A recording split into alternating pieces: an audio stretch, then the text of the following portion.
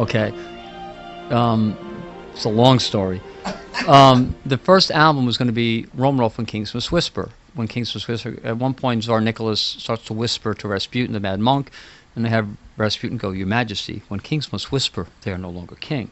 And the album was going to be Trans-Siberian-Orchestra because the Romanov family built a Trans-Siberian Railway. And I was in Siberia in the 80s. It's unbelievably beautiful, but it's also incredibly harsh and unforgiving because 7 degrees below zero. But when it got pushed back, then, we decided to get started on the first installment of the Christmas trilogy first, but I was going to come up with a new name. And at some point, I guess it was Soundtracks or something, the phone rings at 6 in the morning. It's somebody from marketing at Warner Brothers, and they had been asking me for months for a name for the band. I'm like, I'll give it to you tomorrow, and of course I never did. But when marketing's calling you at 6 in the morning, it's not good. And the guy was really funny. He goes, "Paul," he goes, "I need a name on my desk at 9 a.m. because I got to turn the album in. And if you don't have it on my desk at 9 a.m., I'm going to call it Billy and the Boingers, and you're going to have to live with it for the rest of your life." Well, sure, glad that didn't happen. So, yeah, we were all tired.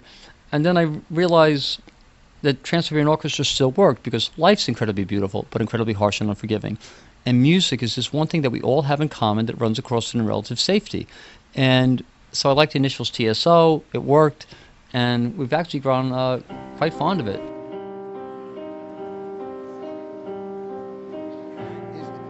But wait a minute. So you're talking about rock and roll, okay? You're talking about rock and roll, the band doing this.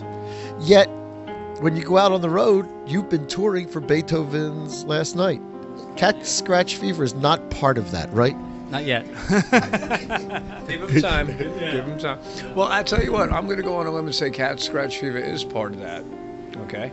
And the reason why is because the commonality between all these genres of music, what we were getting to before with Paul and I, was we grew up in New York City pretty much. That's where we both cut our teeth.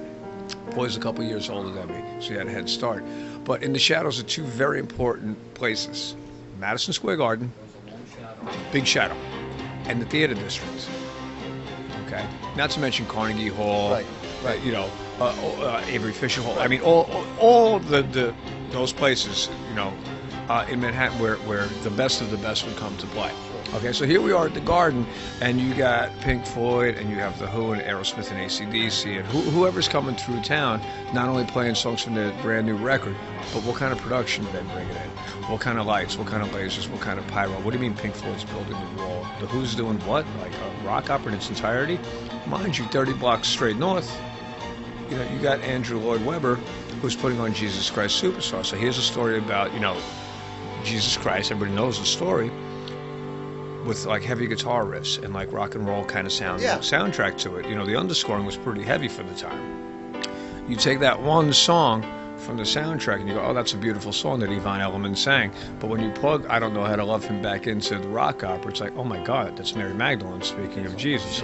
A whole deeper thing that you look at and you go, oh my God. So with that in mind, with this combination of everything going on in New York City back in that day, all we did was take the 12 common notes from all music. There's only 12 notes in music. End the conversation. That's it. So the same notes, when I was kidding before about Cat Scratch Fever is in our show, well, I could show you those 5 notes somewhere if I wanted to. It's like there was an old saying, Alan Alda said once before, I only read the dictionary. It's got all the books in it. That's true.